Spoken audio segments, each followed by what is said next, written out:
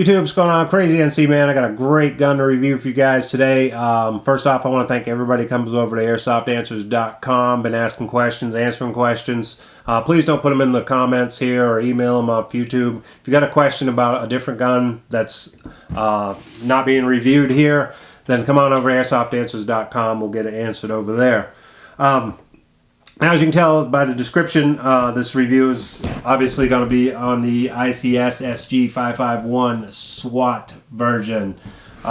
This is an awesome gun. We just got these in at Airsoft, Carolina, and this is a very cool rifle. Now, first thing you might notice is you say, hey, it's got a Cybergun sticker on the box. Thought you said it was ICS.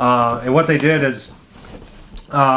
this is manufactured by ICS, but they use the Cybergun license so they can put the legal trades and make this an exact replica of the SG series rifle.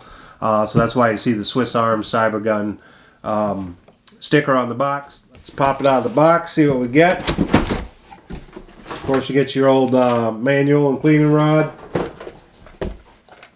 400 round high cap magazine, and the Butamus rifle.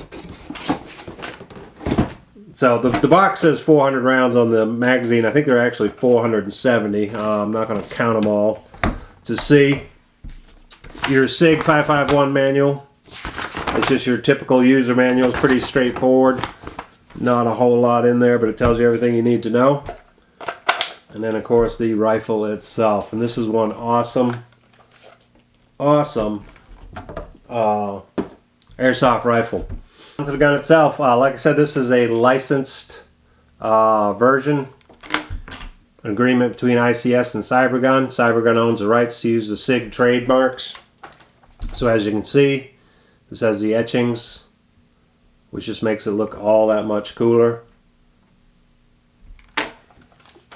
And we all know a lot of trademark issues going on right now in Airsoft, so the license agreement keeps it all legal and keeps these airsoft guns looking real cool.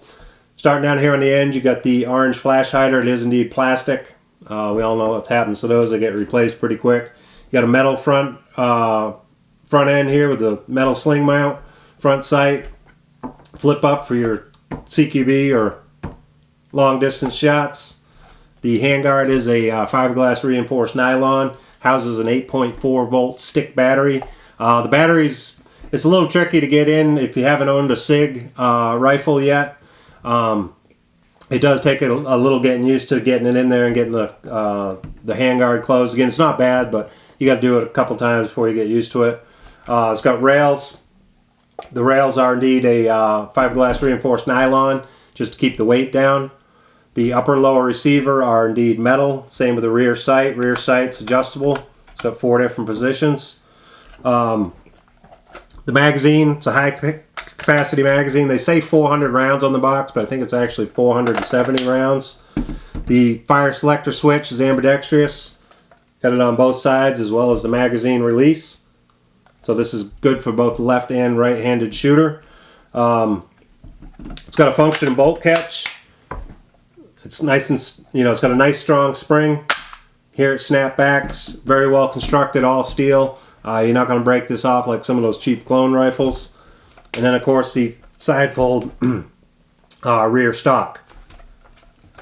So that's it. For the externals, it's a great gun. Has a nice feel.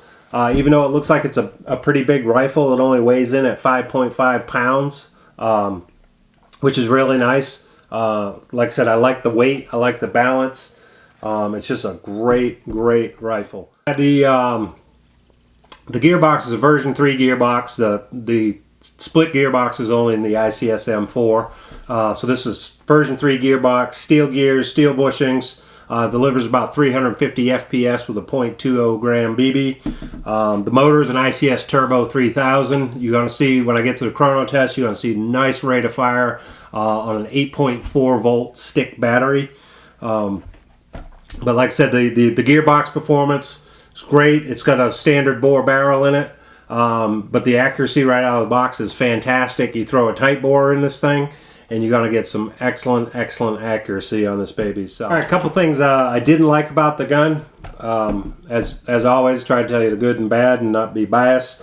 The first is the fire selector switch. When you first get it, it's really stiff. But we found after you use the gun for a little bit, it kind of works itself in. But it is indeed very, very stiff. Like I said, the side fold stock, it's really hard to lock down and get unlocked, which is a good thing. That way, over time, it'll work itself in and won't become sloppy. And then the other thing, it's got the swing away trigger guard. And there is a little, it's got a little place that locks it on center, but it's just not strong enough. So I tend to keep knocking it out of the way. I just wish they'd put a little more positive lock on that. But it's not bad, but it is a little irritating. So those are about the only three things I didn't like about the gun. Other than that, like I said, it's a great gun. ICS, it's a quality rifle. So let's take it outside. We'll do a chrono test and a little shooting test.